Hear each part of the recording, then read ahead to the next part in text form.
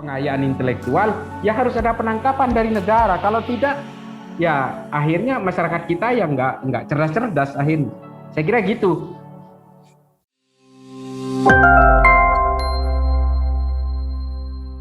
Artinya sikap pemerintah untuk melakukan tindakan represif selain kontra narasi itu juga sudah tepat ya untuk saat ini ya. Berarti dianggap sudah bisa maksudnya sudah benar gitulah ya dalam koridornya begitu. Dalam keadaan ini kan kalau saya menganggap ini kan force major ya. Ini betul-betul dalam keadaan pandemik ini bukan main-main. Satu kata dari orang yang dianggap berpengaruh, pemaknaannya itu bisa 2-3 lembar. Artinya begini, ketika seperti ulama seperti Gus Najih atau seperti Rizik Syihab misalnya memberikan hanya satu kalimat saja, tapi ini akhirnya berantai dari mulut ke mulut, share to share, akhirnya bisa menjadi jutaan makna yang akhirnya bisa menjadi kontraproduktif. Nah, untuk melawan hal ini, satu, kita harus menegakkan aturan. Kita percuma kita punya KUHP yang melarang orang melakukan penghasutan pasal 160. Kita punya undang-undang karantina kesehatan. Kita punya ITE dan sebagainya. Percuma kita punya berbundel-bundel aturan tapi tidak bisa ditegakkan. Nah, inilah fungsinya ketika negara dalam keadaan force major seperti ini, maka hukum harus berbicara. Maka hukum harus tajam ke atas maupun tajam ke bawah, tajam ke segala arah. Nah, yang ironisnya, pemerintahan kita sekarang ini seolah-olah terjebak dalam begini, Bang Riz. Terjebak dalam stigma. Selama ini kan pemerintah kita dituduh seolah-olah kriminalisasi ulama. Seolah-olah pembungkaman terhadap oposisi, pembungkaman terhadap kritik. Nah, pemerintah kita ini sekarang terjebak di situ. Seolah-olah kalau nangkep ulama yang menghasut itu kriminalisasi ulama. Sehingga apa? Kalkulasi politiknya terlalu renik. Akhirnya apa? Tidak ada penjeraan, ditangkap matre selesai. Ditangkap matre padahal secara undang-undang sudah memenuhi unsur misalnya. Sudah memenuhi pasal 160 penghasutan misalnya. Memenuhi undang-undang karantina kesehatan, memenuhi undang-undang ITE sebagai dan lain sebagainya. Tapi kemudian selesai begitu saja. Kalkulasi politiknya terlalu rinci menurut saya. Karena apa? Pemerintah kita itu terjebak di situ. Kalau kita nangkep oposisi seolah-olah pembungkaman. Nah, ini memang cara-cara yang dulu dilakukan oleh ini kembali ke masalah literatur politik Islam. Sejak dulu itu memang seperti itu. Setiap penguasa, kelompok Khawarij itu selalu menuduh penguasa itu melakukan pembungkaman, melakukan persekusi dan sebagainya. Sehingga pada akhirnya apa? Kelompok Khawarij ini kemudian terlalu leluasa untuk bergerak sampai presidennya dibunuh. Sayyidina Ali kan presidennya pada saat itu dibunuh oleh kelompok Khawarij. Kenapa? Karena Sayyidina Ali juga terlalu hati-hati karena selama ini dia dianggap sebagai orang yang otokritik gitu.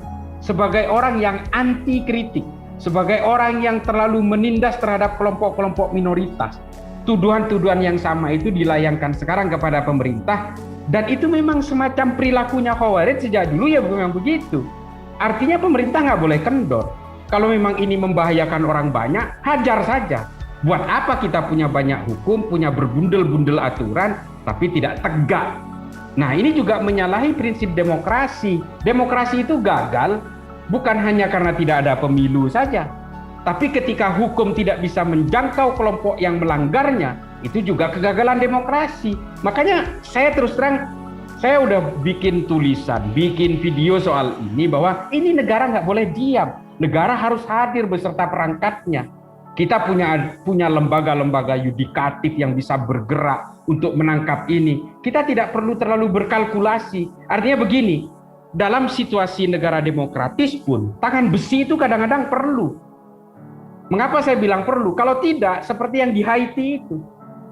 Karena kita terlalu lemah atas nama demokrasi, hingga presidennya diserbu ke rumah kediamannya, lalu kemudian dibunuh. Selesai. Apa ini demokrasi? Tidak. Demokrasi tidak menginginkan seperti itu. Tangan besi juga diperlukan dalam hal ini. Tangan besi dalam konteks ya, compliant kepada hukum. Bukan kemudian tangan besi dalam pengertian totalitarian, tidak. Tapi kita harus tetap comply terhadap hukum. Dan ini perlu. Negara dalam keadaan force major seperti ini, mudah-mudahan ini didengar oleh banyak orang ya, karena nanti ditayangkan, dan saya juga akan membantu menayangkan ini. Mudah-mudahan pejabat yang berada di level atas, kaum elit kota, kaum elit pemerintahan juga mendengar ini. Ini nggak perlu kita berkalkulasi apapun. Ini masalahnya apa? Yang kita korbankan nanti adalah rakyat, komunitas yang jauh lebih besar. Kelompok-kelompok ini kan sebenarnya kelompok kecil yang berisik banget dan provokatif.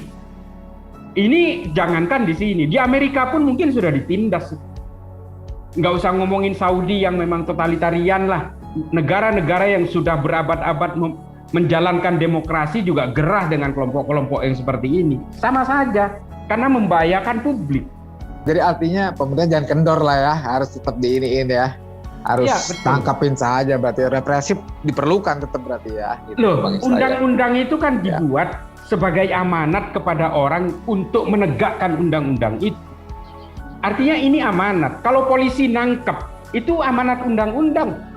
Kalau justru tidak nangkep, itu artinya tidak menjalankan amanat.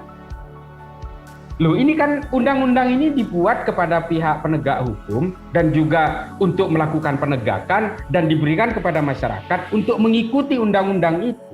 Kalau ini terjadi link yang terputus, yang rakyat tidak menjalani undang-undang, yang penegak hukum tidak menegakkan hukumnya, ya selesai. Ini kan kegagalan demokrasi namanya. Nah, oleh karena itu saya kira ya, ini pemerintah tidak perlu berkalkulasi soal tekanan seolah-olah stigma kriminalisasi ulama, pembungkaman terhadap oposisi. Itu sebenarnya memang sengaja dibuat koridor itu oleh mereka untuk melokalisir ketegasan negara. Dan itu terjadi dimanapun. Dalam sejarah Islam juga sering kali seperti itu. Coba bayangkan, di dalam sejarah Islam, Sayyidina Utsman itu dikepung rumahnya dan dibunuh di dalam rumahnya karena stigma itu. Sampai Sayyidina Utsman ini tidak berdaya untuk melakukan untuk membunuh tudingan-tudingan terhadap dirinya yang dituduh korupsi lah, apapun, terlepas dari itu benar atau tidaknya. Tapi kemudian Sayyidina Utsman selaku pemimpin tidak berdaya. Karena apa? Aturan itu kemudian tidak bisa ditegakkan. Karena apa? Mereka terlanjur membesar. Mereka sekarang memang kelihatannya kecil. Tapi kalau mereka kemudian datang pada momentum yang pas, selesai kita. Siapa yang nyangka 98 kemudian Pak Harto tumbang? Mereka luar biasa, jaringannya di militer, di kepolisian, di intelijen, di pemerintahan, semua sudah solid. Seharusnya exit strateginya Pak Harto itu berhenti secara enak, soft. Tapi pada akhirnya apa? Pada momentum tertentu dia tidak bisa menahan gelombang itu. Nah, ini peringatan juga kepada Pak Jokowi. Kalau Pak Jokowi terlalu lemah terhadap kelompok-kelompok yang seperti ini, polisi, TNI juga terlalu lemah mengantisipasi ini semua. Jangan heran kemudian mereka seperti Taliban. Dulu Bang Christian, Taliban itu di Afghanistan itu kelompoknya kecil lah, hidupnya di gunung-gunung. Apa sih yang dia munculnya dari Pashtun, dari satu wilayah kecil saja. Dia hidupnya di desa-desa, mereka itu peternak, petani dan sebagainya. Tapi ketika kelompok intelektual, kelompok elit kota tidak peduli terhadap mereka, lama-lama mereka kemudian menguasai populasi. Setelah menguasai populasi, selesai. Mereka berkuasa 6 tahun. Kalau Amerika tidak melakukan invasi pasca September 11, itu Afghanistan udah selesai sampai sekarang. Nah, sekarang tentara Amerika pergi, mereka menguasai lagi. Sudah lebih setengah dari seluruh distrik Afghanistan dikuasai. Mau kemana sekarang orang-orang yang mengaku intelektual dan elit kota di Kabul? Nggak berdaya sudah. Hal-hal seperti ini yang kita itu harus aware di negara kita. Kalau tidak, kita ini akan tidak ada bedanya dengan Sudan, dengan Afghanistan, dengan Suriah, Libya, Somalia, Nigeria, Republik Afrika Tengah. Semua itu memulai dari terlalu menyimplifikasi kelompok-kelompok kecil ini yang kemudian mereka menjadi besar karena mereka bergelombang datangnya lewat di bawah permukaan.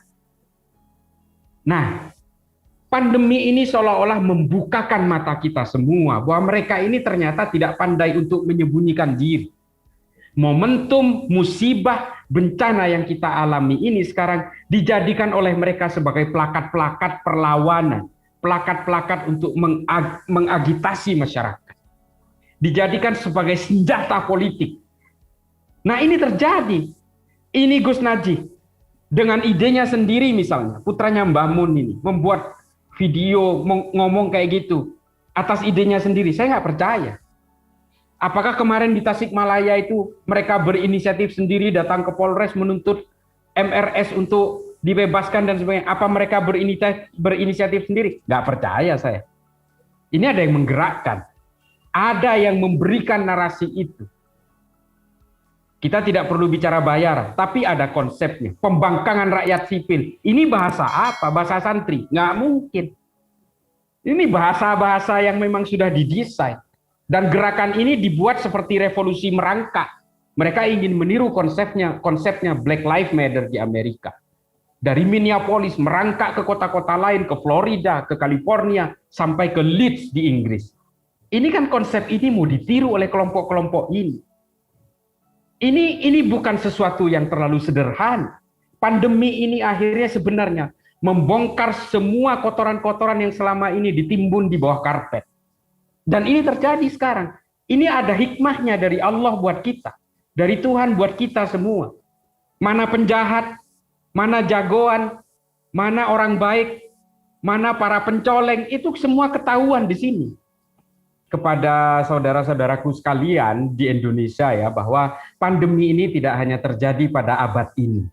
Setiap abad pandemi itu terjadi, mulai dari sejak zaman sebelum Masehi sampai zaman Nabi Muhammad, sampai sekarang ini itu terjadi pandemi ini. Artinya jangan kemudian seolah-olah semua pandemi ini konspirasi dan sebagainya. Konspirasi dari mana? Ini memang anggap saja bahwa kita itu harus menyelamatkan diri dari pandemi ini supaya apa? Supaya kita selalu bisa mengingat Tuhan. Supaya kita itu menganggap bahwa Tuhan itu ada.